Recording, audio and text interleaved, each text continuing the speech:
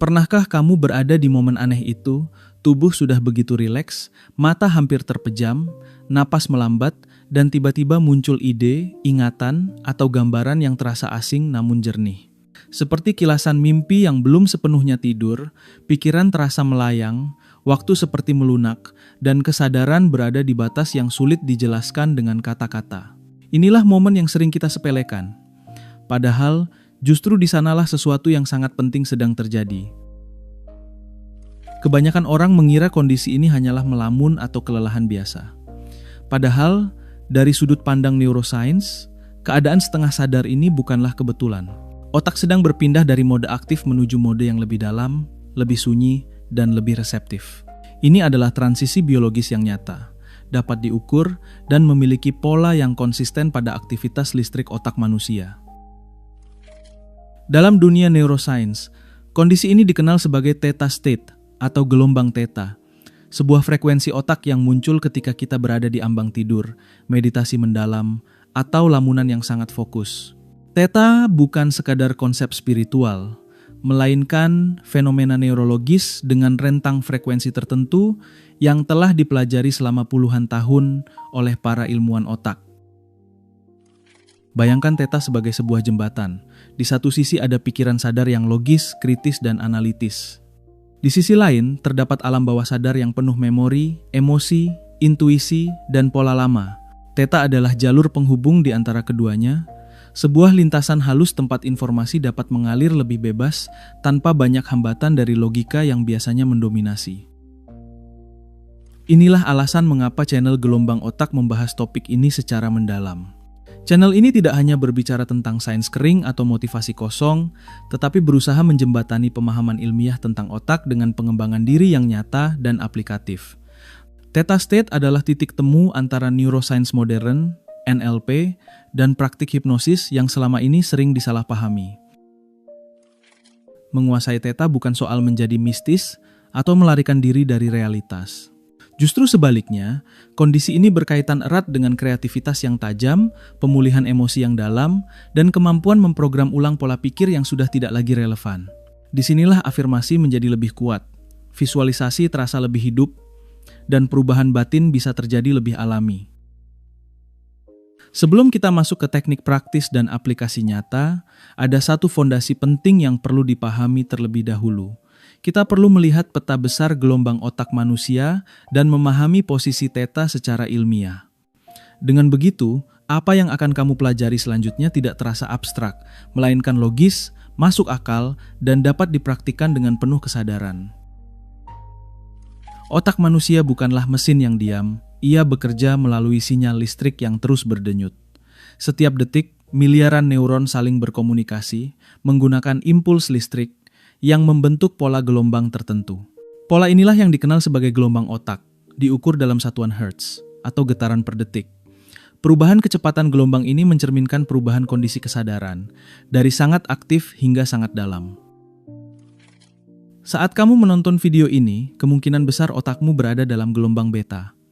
Beta adalah kondisi waspada, berpikir, menganalisis, dan memproses informasi secara logis. Inilah mode bertahan hidup modern, dipenuhi to-do list, notifikasi, dan tuntutan sosial. Beta sangat berguna untuk bertindak dan mengambil keputusan cepat, namun jika terlalu dominan, ia juga menjadi sumber kelelahan mental. Di bawah beta, terdapat gelombang alfa, sebuah kondisi yang lebih tenang namun tetap sadar. Alfa sering muncul saat kamu menutup mata, menarik napas panjang, atau menikmati suasana tanpa tekanan. Alfa dapat disebut sebagai pintu gerbang, karena disinilah pikiran mulai melepaskan ketegangan dan logika tidak lagi memegang kendali penuh. Dari alfa inilah otak dapat meluncur lebih dalam menuju theta. Theta sendiri berada pada rentang frekuensi sekitar 4 hingga 8 Hz. Gelombang ini bergerak lebih lambat, lebih berirama, dan terasa mendalam. Saat theta aktif, kesadaran tidak sepenuhnya hilang, namun fokusnya beralih ke dunia internal. Imajinasi menjadi hidup. Sensasi tubuh menenangkan, dan pikiran terasa lebih terbuka tanpa dorongan untuk terus menilai atau menghakimi. Penting untuk membedakan theta dengan gelombang lain yang sering disalahartikan. Delta adalah gelombang tidur paling dalam, di mana kesadaran hampir sepenuhnya padam. Sementara gamma berada di sisi ekstrem lainnya, berkaitan dengan fokus tinggi dan pemrosesan informasi yang sangat cepat. Theta berada di tengah, tidak terlalu tidur, tidak terlalu sadar, menjadikannya kondisi yang unik dan sangat berharga. Fakta menariknya, otak anak-anak usia 0 hingga 7 tahun secara alami didominasi oleh gelombang theta. Inilah fase di mana mereka menyerap informasi tanpa banyak filter, belajar bahasa dengan cepat, dan membentuk pola keyakinan dasar tentang dunia. Apa yang bagi orang dewasa terasa sulit, bagi anak-anak terasa alami karena mereka hidup lebih lama di frekuensi ini. Dari seluruh spektrum gelombang otak, theta dapat disebut sebagai zona yang paling seimbang. Tidak terlalu sadar hingga penuh resistensi, tidak terlalu dalam hingga kehilangan kendali. Inilah kondisi yang pas untuk mengakses lapisan terdalam pikiran manusia. Setelah memahami peta ini, kini saatnya kita masuk lebih jauh, membahas bagaimana theta membuka akses langsung ke alam bawah sadar dari sudut pandang NLP dan hipnosis. Dalam kondisi sadar penuh, pikiran manusia dijaga oleh sebuah mekanisme yang disebut critical faculty. Inilah bagian dari pikiran yang berfungsi sebagai penyaring, penilai, dan penjaga logika. Ia menentukan mana informasi yang masuk, mana yang ditolak, mana yang dianggap masuk akal, dan mana yang langsung dipatahkan. Tanpa mekanisme ini, kita akan mudah dipengaruhi. Namun dengan mekanisme ini, pula perubahan seringkali menjadi sangat sulit. Masalahnya, critical faculty bekerja paling kuat saat gelombang beta mendominasi. Saat seseorang mencoba berubah hanya dengan logika, pikiran ini sering berkata, itu tidak mungkin, itu tidak realistis, atau itu bertentangan dengan pengalaman lama. Disinilah peran theta menjadi krusial. Ketika otak melambat ke theta, penyaring logis ini melemah, bukan hilang, tetapi cukup longgar untuk memungkinkan informasi baru masuk tanpa perlawanan berlebihan. Dalam kondisi theta, pintu menuju gudang memori terbuka lebih lebar. Ingatan lama, emosi yang tersimpan, dan pengalaman masa lalu yang jarang muncul ke permukaan menjadi lebih mudah diakses. Banyak reaksi emosional yang kita alami hari ini sebenarnya berasal dari pola lama yang tersimpan di bawah sadar. Theta memungkinkan kita menyentuh akar tersebut tanpa harus mengurai semuanya secara intelektual. Inilah alasan mengapa hipnosis sering disalahpahami sebagai kehilangan kendali. Secara ilmiah, hipnosis bukanlah tidur, melainkan kondisi theta yang dipandu. Individu tetap sadar, mendengar, dan mampu merespons, namun pikirannya berada pada frekuensi yang lebih reseptif. Sugesti yang diberikan dalam kondisi ini tidak terasa memaksa, karena ia selaras dengan mekanisme alami kerja otak. Dari sudut pandang neuroscience, theta juga berkaitan erat dengan neuroplasticity. Pada frekuensi ini, koneksi antar neuron menjadi lebih lentur. Otak tidak terlalu terikat pada jalur lama dan lebih terbuka membentuk jalur baru. Inilah momen di mana kebiasaan, keyakinan, dan respons emosional dapat diperbarui dengan usaha yang jauh lebih ringan dibandingkan saat berada di beta. Inilah pula alasan mengapa afirmasi dan visualisasi terasa jauh lebih kuat saat dilakukan dalam kondisi rileks mendalam. Di theta, pikiran tidak sibuk membantah, melainkan menerima dan memproses. Gambaran mental terasa lebih hidup, emosi lebih mudah menyatu, dan pesan yang ditanamkan bekerja lebih dalam. Bukan karena magis, tetapi karena biologi otak sedang berada pada kondisi optimal. Ketika akses bawah sadar terbuka dan filter logika melembut, sesuatu yang menarik terjadi. Pikiran mulai menghubungkan informasi secara tidak biasa, menemukan solusi yang sebelumnya terasa buntu. Inilah jembatan alami menuju kreativitas tingkat tinggi. Dari sini, kita akan melihat bagaimana theta berperan besar dalam ide brilian, pembelajaran cepat, dan kemampuan berpikir yang melampaui pola linear biasa. Pernahkah kamu mengalami momen ketika solusi tiba-tiba muncul tanpa dicari, seperti kilatan cahaya yang menyala begitu saja? Ide terbaik sering lahir saat kita tidak sedang berpikir keras, melainkan ketika tubuh rileks, pikiran mengembara, dan perhatian tidak terikat pada satu titik. Fenomena ini dikenal sebagai momen eureka, dan secara neurologis, ia sering muncul ketika otak memasuki wilayah theta ringan. Banyak tokoh jenius memahami kondisi ini secara intuitif jauh sebelum neuroscience modern berkembang. Thomas Edison dikenal sering tertidur sambil memegang bola logam, sehingga ketika ia mulai terlelap dan memasuki theta, benda itu jatuh dan membangunkannya, menangkap ide sebelum tenggelam lebih dalam. Salvador Dali menggunakan metode serupa, memanfaatkan ambang tidur untuk memanen imajinasi mentah yang tidak tersentuh logika sadar. Perbedaan mendasar antara berpikir di beta dan theta terletak pada pola pemrosesan. Beta bekerja secara linear, langkah demi langkah, terstruktur, dan berbasis sebab akibat. Theta bekerja secara holistik, menghubungkan potongan informasi yang tampak tidak berkaitan. Disinilah muncul kreativitas sejati, bukan dari menambah usaha, tetapi dari mengubah keadaan kesadaran. Dalam kondisi theta, kemampuan visualisasi meningkat drastis. Otak mampu menciptakan citra mental yang terasa hidup, detail, dan emosional. Aktivasi area visual dan sensorik menjadi lebih kuat, seolah pengalaman itu benar-benar terjadi. Inilah alasan mengapa atlet, seniman, dan pembicara hebat menggunakan visualisasi mendalam untuk melatih performa mereka sebelum bertindak di dunia nyata. Theta juga memiliki peran penting dalam proses belajar yang mendalam, sering disebut sebagai super learning. Saat otak berada di frekuensi ini, resistensi mental menurun dan penyerapan informasi meningkat. Bahasa, pola, dan keterampilan kompleks dapat dipelajari lebih cepat karena otak tidak sibuk menilai, melainkan langsung membangun koneksi baru secara alami. Kondisi flow yang sering dialami musisi, penulis, atau atlet juga berkaitan erat dengan pergeseran gelombang otak menuju perbatasan alfa dan theta. Pada fase ini, waktu terasa menyempit, gerakan menjadi otomatis, dan tindakan mengalir tanpa paksaan. Otak tidak lagi dikendalikan oleh pikiran sadar yang cerewet, melainkan oleh sistem internal yang jauh lebih efisien. Semua ini membawa kita pada pemahaman baru tentang intuisi. Apa yang sering disebut firasat bukanlah sesuatu yang irasional, melainkan hasil pemrosesan data yang sangat cepat di bawah sadar. Theta memungkinkan otak mengintegrasikan pengalaman, emosi, dan informasi secara serentak, lalu menghadirkannya sebagai satu kesimpulan utuh. Dari kreativitas dan pembelajaran, kini kita akan melihat bagaimana theta juga berperan besar dalam proses pemulihan dan kesehatan mental. Ketika otak melambat memasuki theta, tubuh secara otomatis merespons dengan mode relaksasi mendalam. Detak jantung menurun, napas menjadi lebih panjang dan stabil, serta ketegangan otot mulai melepaskan cengkeramannya. Sistem saraf bergeser dari keadaan siaga menuju keadaan pemulihan, memberi tubuh kesempatan untuk memperbaiki diri tanpa intervensi yang dipaksakan. Salah satu dampak paling signifikan dari kondisi ini adalah penurunan hormon stres, terutama kortisol. Dalam kehidupan modern yang serba cepat, kadar kortisol seringkali bertahan tinggi terlalu lama.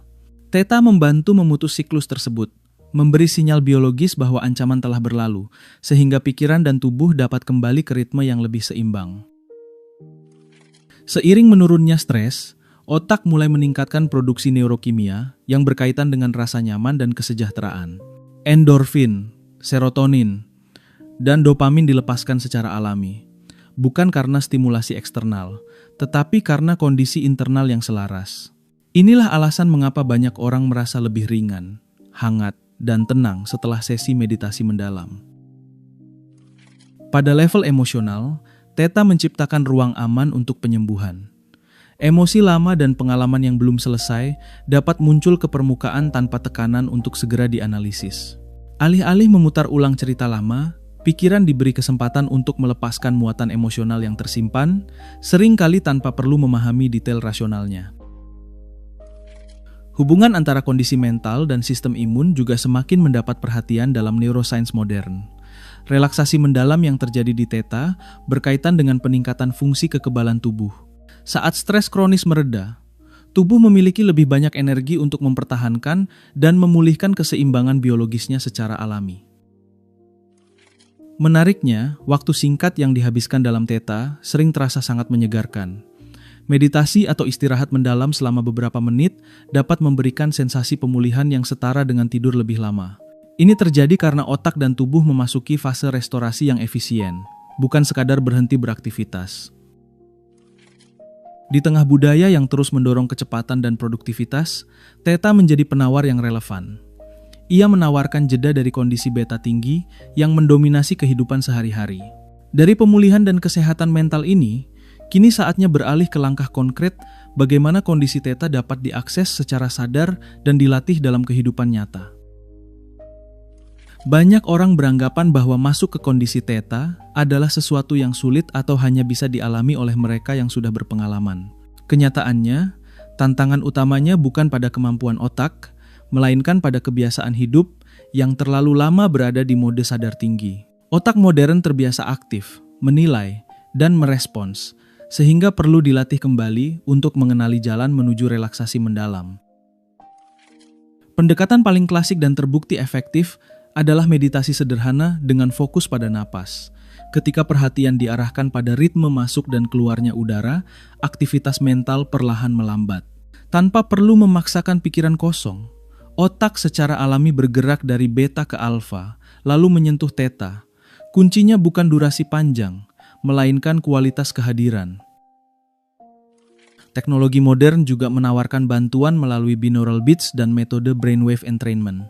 Dengan mendengarkan dua frekuensi yang sedikit berbeda di telinga kiri dan kanan, otak terdorong untuk menyelaraskan diri pada selisih frekuensi tersebut. Saat disetel pada rentang theta, audio ini membantu menciptakan lingkungan neurologis yang mendukung relaksasi mendalam, terutama bagi pemula. Salah satu teknik yang kurang dikenal namun sangat efektif adalah metode wake back to bed. Dengan bangun lebih awal dari biasanya, lalu kembali berbaring dalam kondisi sadar ringan, otak lebih mudah masuk ke theta. Teknik ini sering digunakan untuk lucid dreaming, namun juga sangat berguna untuk meditasi, visualisasi, dan refleksi batin yang dalam. Aktivitas repetitif yang minim tuntutan kognitif juga dapat memicu kondisi trans ringan. Menyetir jarak jauh di jalan yang sepi, berjalan santai, atau melakukan gerakan berulang memungkinkan pikiran sadar melepas kendali. Tanpa disadari, otak mulai menurunkan frekuensinya, menciptakan ruang internal yang tenang dan fokus ke dalam. Yoga Nidra atau yang kini dikenal sebagai NSDR, Non-Sleep Deep Rest, menjadi semakin populer karena pendekatannya yang sistematis. Teknik ini memandu kesadaran tubuh dan pikiran menuju kondisi istirahat mendalam tanpa benar-benar tertidur. Dari sudut pandang neuroscience, yoga nidra secara konsisten membawa otak ke wilayah alfa hingga theta, menjadikannya alat pemulihan yang sangat efektif. Seperti halnya keterampilan lain, akses ke theta membutuhkan konsistensi. Setiap kali otak dilatih memasuki kondisi ini, jalur saraf yang terlibat menjadi lebih kuat dan efisien. Dengan latihan rutin, perpindahan ke theta tidak lagi terasa asing, melainkan menjadi kemampuan alami yang dapat diakses kapanpun dibutuhkan. Kini saatnya merangkum semua pembahasan ini dan menutup perjalanan kita dengan perspektif yang lebih luas. Sepanjang pembahasan ini, kita telah melihat bahwa theta bukan sekadar kondisi relaksasi biasa. Ia adalah kunci menuju lapisan terdalam potensi manusia, tempat kreativitas lahir, pemulihan terjadi, dan pola lama dapat diperbarui. Theta menunjukkan bahwa di balik kesibukan pikiran sadar, terdapat ruang sunyi yang menyimpan kemampuan luar biasa. Penting untuk diingat bahwa setiap gelombang otak memiliki perannya masing-masing. Beta dibutuhkan untuk bergerak, bekerja, dan mengambil keputusan di dunia nyata. Namun tanpa theta, hidup menjadi kering dan reaktif. Keseimbangan antara keduanya memungkinkan kita bertindak dengan tajam, sekaligus berpikir dengan jernih dan mendalam. Kedepan, dunia akan semakin tertarik pada teknologi yang berhubungan dengan otak, mulai dari kecerdasan buatan hingga antarmuka otak dan mesin. Di tengah kemajuan tersebut, kemampuan alami manusia untuk mengakses kondisi kesadaran seperti theta justru menjadi semakin berharga. Ini adalah teknologi biologis yang sudah kita miliki sejak lahir, tanpa perlu perangkat apapun. Pesan terpenting dari semua ini adalah bahwa kamu bukan korban dari pikiranmu sendiri. Kamu memiliki kemampuan untuk mengenali, mengarahkan, dan melatih kondisi mentalmu. Dengan memahami cara kerja otak, kamu tidak lagi sekadar terbawa arus pikiran, tetapi dapat mengambil peran aktif sebagai pengendali arah batinmu. Sekarang, coba renungkan sejenak, kapan ide terbaikmu biasanya muncul? Apakah saat kamu terlalu sibuk berpikir, atau justru ketika kamu berhenti sejenak dan membiarkan pikiran mengalir? Pengalaman pribadimu bisa menjadi petunjuk paling jujur tentang bagaimana Theta bekerja dalam hidupmu sehari-hari. Subscribe dan membagikan video ini kepada mereka yang ingin memahami pikiran manusia secara lebih dalam. Setiap dukungan membantu channel ini terus menyajikan neuroscience dengan bahasa yang santai namun bermakna. Ingatlah, pikiran adalah alat paling kuat yang kamu miliki, dan kesadaran adalah kemudinya. Saat kamu belajar mengakses Theta, kamu sedang belajar kembali bahasa alami otakmu sendiri. Sampai jumpa di pembahasan berikutnya, tetap sadar, tetap tenang, dan terus jelajahi potensi terdalam dari gelombang otakmu.